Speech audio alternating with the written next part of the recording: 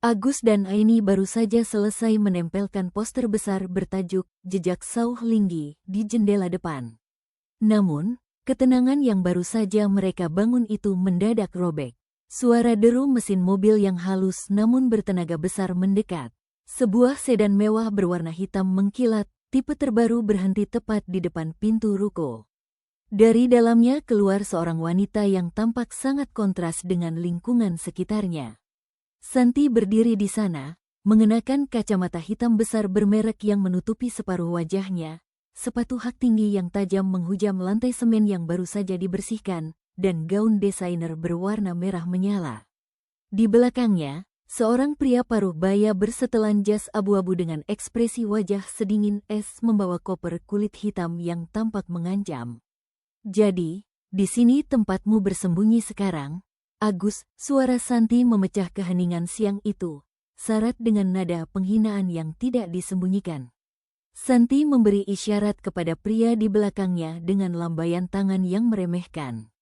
Pria itu meletakkan koper kulitnya di atas meja kayu. Pak Hermawan berdehem, suaranya berat, datar, dan tanpa emosi.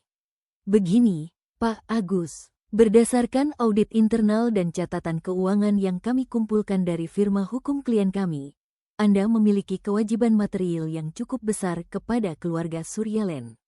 Pak Hermawan menyodorkan satu lembar kertas putih dengan angka nominal yang tercetak tebal.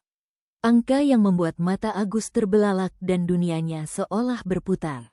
2 miliar. Agus nyaris terjatuh, keseimbangannya goyah. "Itu gila. Itu murni pemerasan. Aku tidak pernah meminjam uang sebanyak itu." Santi tertawa sinis, sebuah tawa yang terdengar sangat kejam dan kosong di ruangan sempit itu.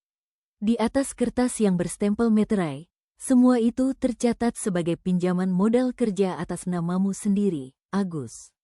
Kamu terlalu sibuk berpesta, merasa menjadi pangeran di Jakarta, dan bermimpi jadi pengusaha hebat sampai kamu lupa membaca detail kecil di kontrak yang kamu tanda tangani.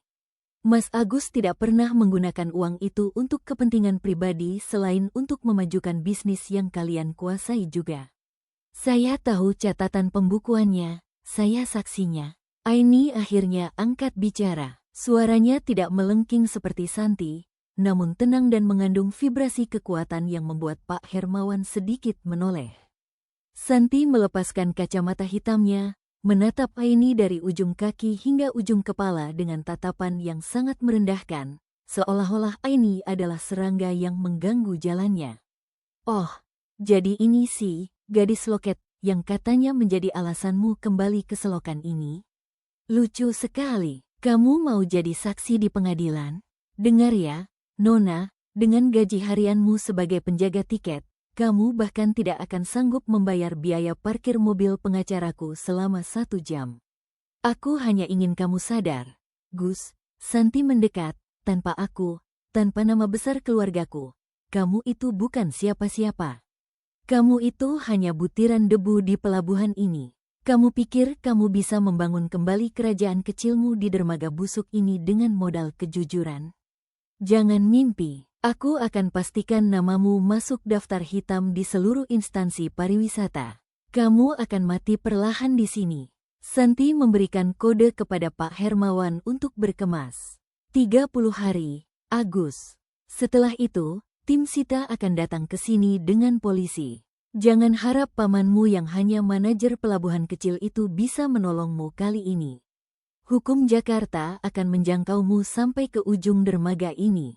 Santi melangkah keluar dengan angkuh.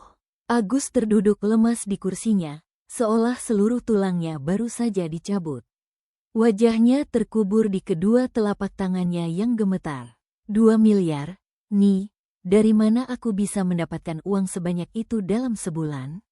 Aku baru saja mulai mengecat dinding ini. Dia benar-benar ingin mematikan langkahku sebelum aku sempat berjalan.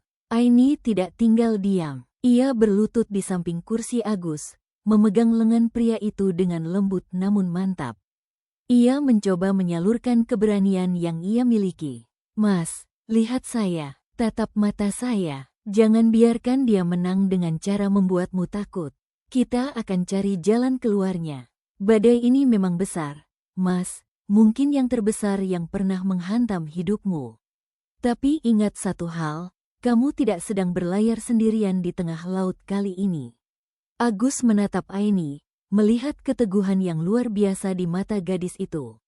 Di tengah kegelapan yang baru saja dibawa Santi, ia merasakan secercah harapan yang mulai berpijar kembali.